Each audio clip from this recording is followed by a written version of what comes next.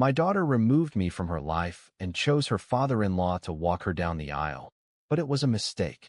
I always believed that my daughter and I had an unbreakable bond, one of those that transcends any misunderstanding, any fleeting argument, or difference of opinion. From the moment her mother left us, when she was barely 8 years old, my entire life revolved around making sure she never felt the absence of a family. I became her everything: father, mother, protector, advisor, and the only stable figure in her life.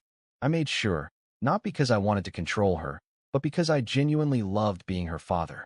That is why, when the day came that she spoke to me about her wedding, I never imagined that the conversation would take such a cruel turn, so alien to everything we had built together.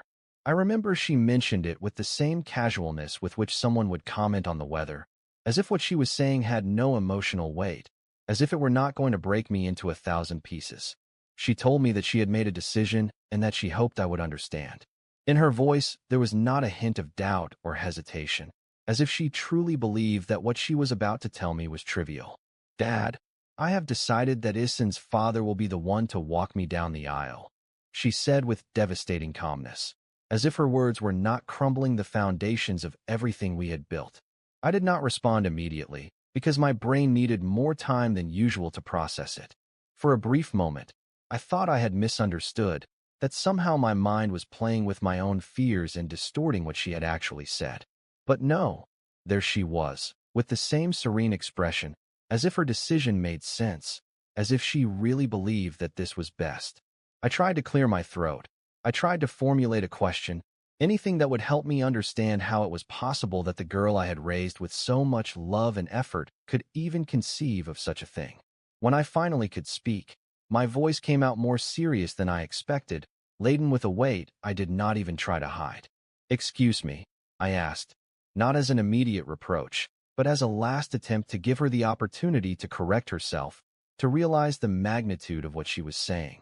But instead of backing down, instead of showing any sign of regret or doubt, she continued with the same certainty as before, as if her decision was already sealed and immovable. She explained to me, or at least tried to, that Isin's family was very traditional, that her father-in-law was an important figure within their community, and that, after discussing it with them, she had concluded that it would be more appropriate for him to be the one to give her away at the altar.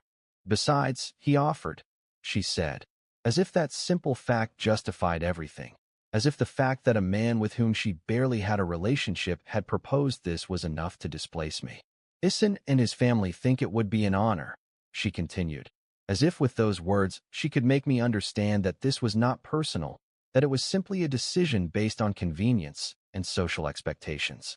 What she did not understand at that time, what perhaps she never really came to understand, is that this was personal more than anything else in the world. This was a direct blow to everything we had built, to every sacrifice, every sleepless night, every decision I made putting her well-being above all else. I felt a knot forming in my throat, but I forced myself to swallow it, not to show what was really going on inside me. I did not want her to see me break down, because deep down I already knew that nothing I said would change her decision. So I simply replied with one last question, one I felt I needed to ask even though I already knew the answer. "An honor for whom?"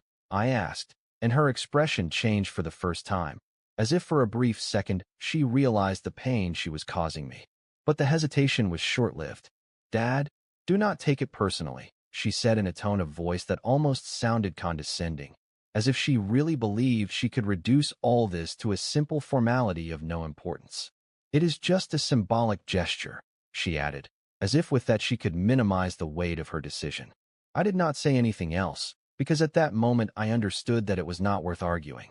If she had made this decision so easily, then anything I said would only show that at some point in our history something had gone wrong without me realizing it. Perhaps she had never felt the connection I thought we had. Perhaps, in her mind, I was never the irreplaceable figure that she had been for me. I did not argue. I did not yell. I did not ask her to reconsider.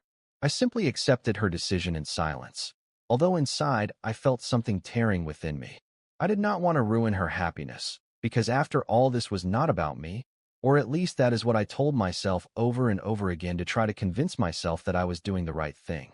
But the truth was that I could not stop thinking about all the times I had been there for her. Every moment I put her needs above my own. All the times I made sure. Update 1: the wedding day arrived faster than I imagined.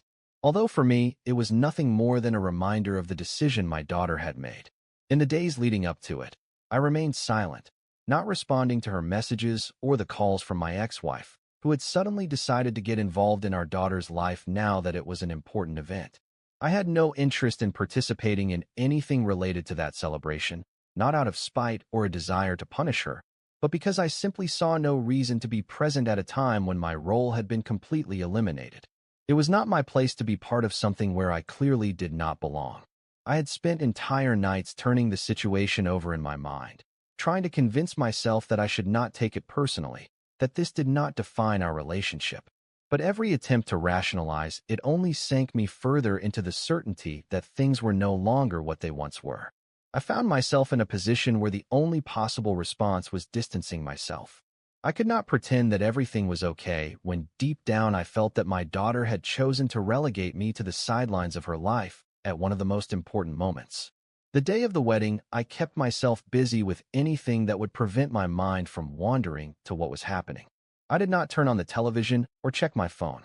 I did not want to see any updates, any photos, any messages that would remind me of the event. However, reality ended up reaching me sooner than expected. Hours after the ceremony had begun, I received an unexpected call from a friend who worked at the place where the reception was being held. I did not answer immediately, but when he called again insistently, I knew that something out of the ordinary had happened. Upon answering, the first thing I heard was his broken voice, almost as if he could not contain the emotion or surprise of what he was about to tell me. Without giving me time to ask, he began to recount what he had witnessed. My daughter, the same one who had told me so confidently that her father-in-law would walk her down the aisle, had been left alone at the last moment. The man to whom she had given that special place, that same father-in-law who seemed so honorable and so important to her new family, refused to do it when there was no turning back. He told me that just before the ceremony began, at the moment when everyone expected to see her appear on the arm of her father-in-law, there was an unexpected delay. People began to whisper, wondering what was going on, until finally the church door opened and she appeared alone. No one understood what was happening, until the whispers turned into a constant murmur, until the guests' eyes filled with confusion and surprise. Her father-in-law was supposed to be there. He was supposed to walk with her, but instead he had decided to step aside at the last moment. The reasons behind his decision were even more humiliating than I could have imagined. According to my friend, the father-in-law, upon finding himself in that position, simply said that he had thought it over, that he felt it was not his place, and that he did not want to assume a role that did not belong to him. It was a brief statement, without too many explanations, but devastating enough for my daughter to be exposed in front of everyone. There was no option to find a replacement, no way to correct the situation without the shame being evident. With each step she took towards the altar, the discomfort of those present grew. The gazes fixed on her with a mixture of surprise and bewilderment. And Issen, her fiancé, did nothing.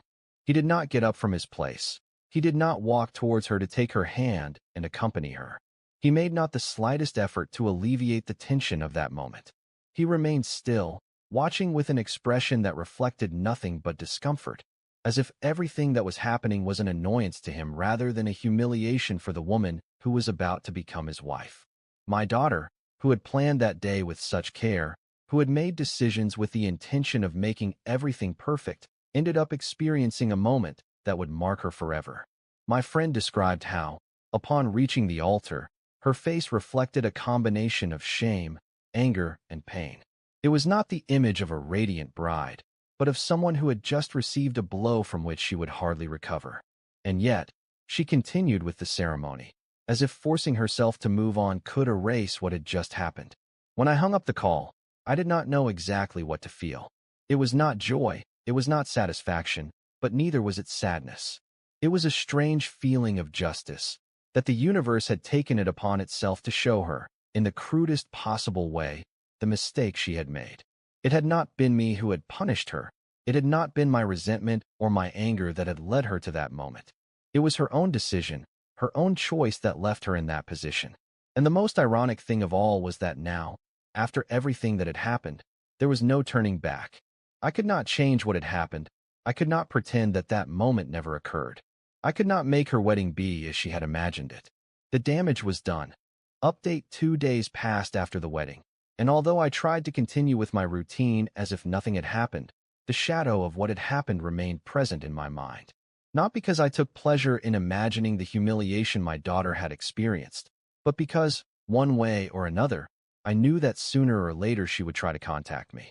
For years I had been her refuge, the person she turned to when things got out of control, when life showed her its cruelest side. But this time was different. This time she could not simply appear at my door expecting everything to be solved with a hug or a few words of comfort. This time, I had no intention of being that refuge. And, as I predicted, her first attempt at contact came just a few hours after the wedding. I did not answer. Then more calls came, text messages, emails, each with a variation of the same message. She wanted to talk. She wanted to explain what happened. She wanted me to listen to her. But there was nothing she could tell me that would change what she had already done.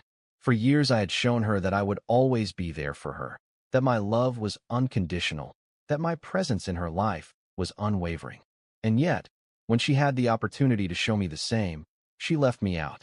Days passed without me responding. I thought that eventually she would stop trying, that she would understand that there was a line that could not be crossed without consequences. But my daughter had always been persistent when she wanted something, and this time was no exception. The insistence did not cease, and when she saw that the messages and calls were not enough, she decided to do something more direct. She appeared at my house unannounced. When I opened the door and saw her standing there, with an expression that combined tiredness, frustration, and something else more difficult to identify, I knew that this conversation was inevitable. For a moment, neither of us said anything. We just looked at each other, measuring the other's reaction, trying to anticipate the direction this conversation would take. Finally, it was she who broke the silence, with a voice that tried to sound firm, but which had an almost imperceptible tremor. She told me that she understood that I was upset, that she understood that her decision had been painful for me, but that everything that had happened at the wedding was not her fault. She explained how her father-in-law had changed his mind at the last moment, how she herself had felt humiliated, how she had had to walk alone in front of everyone, feeling each gaze like a stab of shame. She spoke with desperation, as if reliving the moment over and over again could make me feel compassion for her, as if somehow this could fix what was broken between us. But it was not that simple. I waited for her to finish, to let out every one of her words, to expose her pain in the hope that I would pick it up and make it my own. And when she finally fell silent, when she looked at me expectantly for an answer, I simply told her the truth. I told her that she did not need to explain what had happened because I already knew. I told her that what her father-in-law did not surprise me because he was a stranger to her, because he did not have the same connection I had with her, because he was never her real father. But what hurt her most, what I saw reflected in her expression at the exact moment I said it, was when I added that what had really hurt me was not her father-in-law's decision, but hers. She remained silent. I saw her lips part as if she wanted to contradict me, but could not find the right words. Finally, in an almost inaudible tone, she asked me if I planned to continue ignoring her, if I was really willing to walk away from her just because of this mistake. I replied with all the calmness in the world that it was not about ignoring her or punishing her, but about accepting the reality of what had happened. I told her that it was not a mistake, but a choice, that she had not made this decision by accident, that she had not been forced or manipulated, that it was her own will that led her to choose another man over me. And that now, even though that man had left her alone at the altar, there was nothing I could do about it. I saw her eyes fill with tears. But this time I did not move to comfort her. Throughout her life, every time she cried, it was I who hugged her, who assured her that everything would be okay. But this time I could not do it, because deep down I knew that not everything would be okay. I knew that no matter how hard I tried, I could not make what happened disappear. She asked me for another chance. She said she did not want to lose me, that she could not bear the idea that our relationship would change forever. But I had nothing more to offer her. I looked at her for a moment longer, then told her that I had already made a decision, just as she had made hers. And with that, I closed the door. I did not hate her. I did not wish her any ill will. But something inside me had broken that day, and I had no intention of pretending that it could be repaired just because now she had realized her mistake. Some things simply cannot be undone. Update 3: The months following the wedding marked a definite change in the dynamics of our relationship. After that last conversation at my door, my daughter stopped trying to contact me with the same intensity. At first, her insistence was still present in sporadic calls, in messages that reached my phone with words that tried to sound conciliatory, but that meant nothing to me. It did not matter how many times she apologized. It did not matter how many times she tried to justify herself or express how much she missed me. What was broken between us could not be repaired with mere words.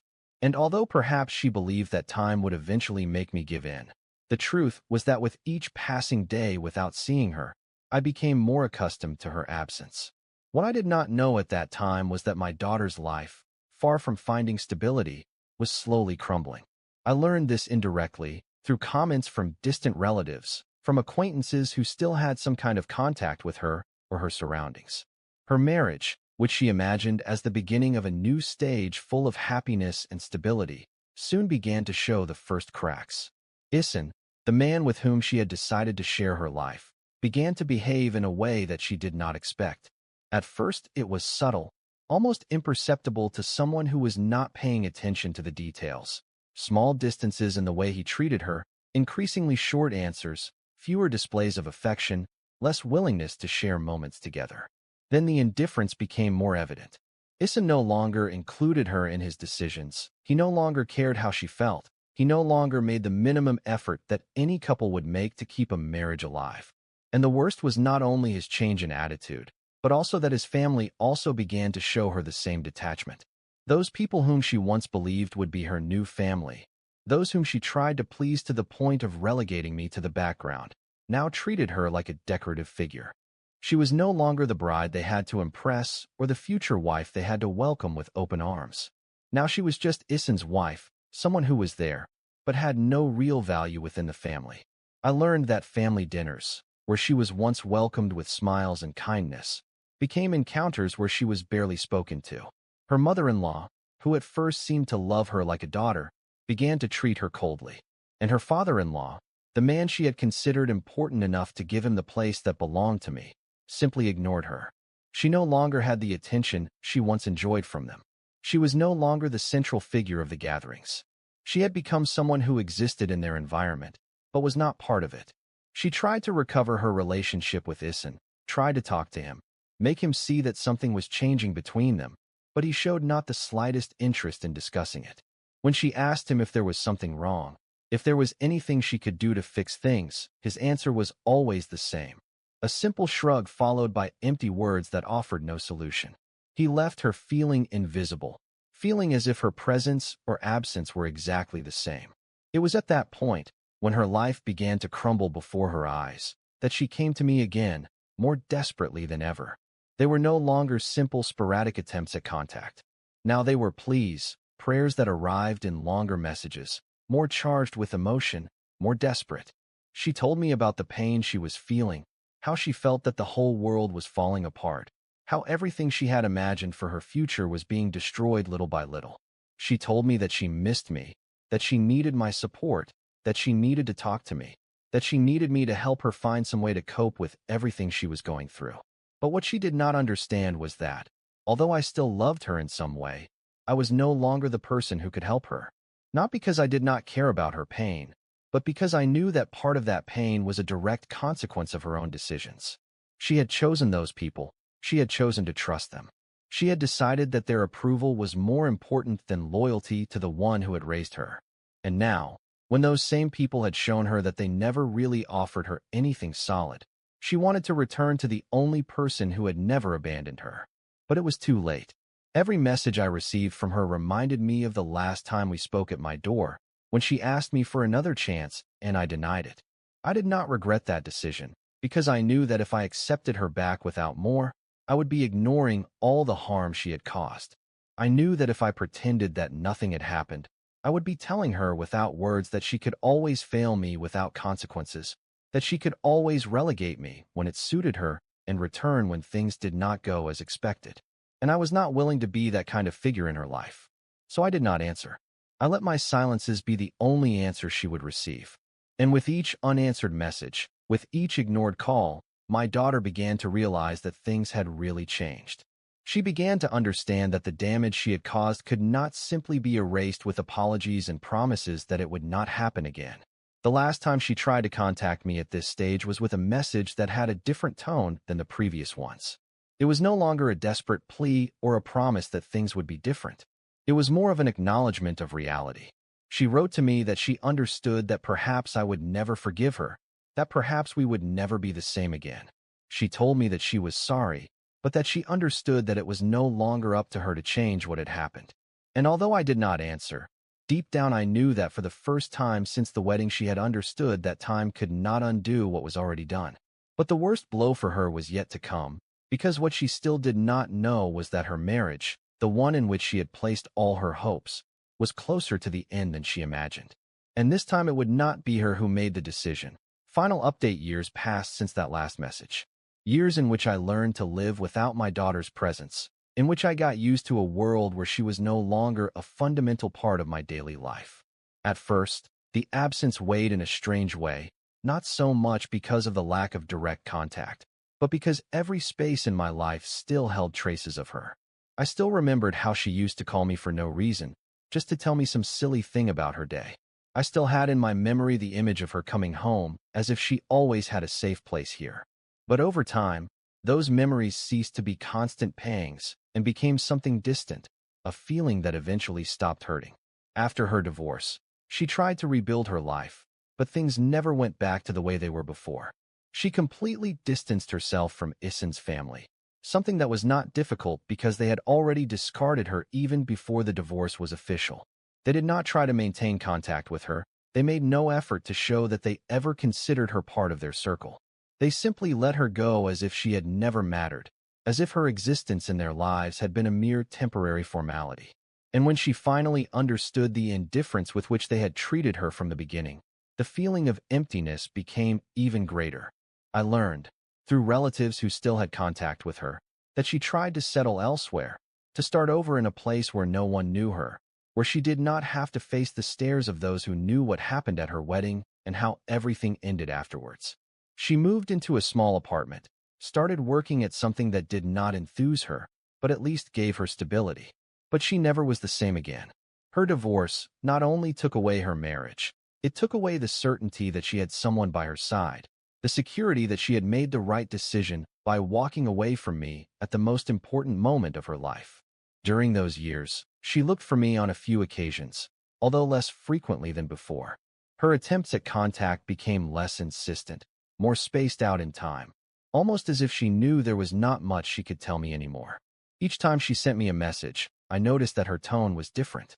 It was no longer the desperation of the first times, nor the urgent need to repair our relationship. With each failed attempt, with each unanswered message, she seemed to understand that what we once had was no longer there. But one day, after a long time without hearing from her, she appeared at my door. It was an unexpected visit, one I never imagined would happen after so many years of distance. When I opened the door and saw her standing there, I knew immediately that something about her had changed. She no longer had the expression of someone expecting immediate reconciliation, nor the desperation of someone seeking forgiveness at all costs. There was a different kind of weariness on her face, not just physical but emotional. The kind of exhaustion that comes when you finally accept that the past cannot be changed. She did not say anything at first. We stood there looking at each other for several seconds, as if measuring the invisible distance that had formed between us. Finally, with a heavy sigh, she told me that she had not come to ask me to forgive her or to try to convince me that everything could go back to the way it was before. She told me she understood that what she had done had changed our relationship forever and that we would probably never be able to get back what we once had. But she also said that despite everything she still loved me, that I was still her father, even if we were now just strangers with a shared past. Hearing her say that gave me a strange feeling, a mixture of nostalgia and resignation. For a long time, I had prepared myself for this moment, for the day when she would finally understand the magnitude of what she had done. But at that moment, when I saw her standing there with that vulnerability that she did not try to hide, I realized that I no longer felt resentment. I did not feel hate or a desire to punish her. I just felt that I could no longer offer her what she was looking for. I answered her calmly, with the same serenity with which I spoke to her that last time at my door. I told her that I loved her too, that I had never stopped loving her. But I also told her that something in our relationship had broken the day she decided that it should not be me who walked her down the aisle, that it was not resentment that kept me distant, but an inevitable reality, that I had learned to live without her, and that although that did not mean I hated her, it did mean that I could no longer see her in the same way. She nodded, as if expecting that answer, as if she already knew that is what I was going to say. And for the first time in years, she did not try to convince me otherwise. She did not try to justify her decision. She did not try to promise me that she could change. She simply accepted what had happened and what it meant for both of us. She said goodbye with a sad smile, one that reflected both regret and acceptance. She did not ask me to contact her. She did not try to force a relationship that no longer existed. She just told me that she hoped I was well, that even though she knew she had ruined everything, she would never stop being my daughter. I watched her walk away, and for the first time in a long time, I felt that the story had finally come to an end. There was no dramatic reconciliation or perfect closure. There were no hugs or tears of forgiveness. Just two people who were once inseparable, but took different paths due to decisions they could no longer undo. Sometimes love is not enough to repair what is broken. Sometimes time does not heal wounds. It just turns them into scars that we learn to carry with us.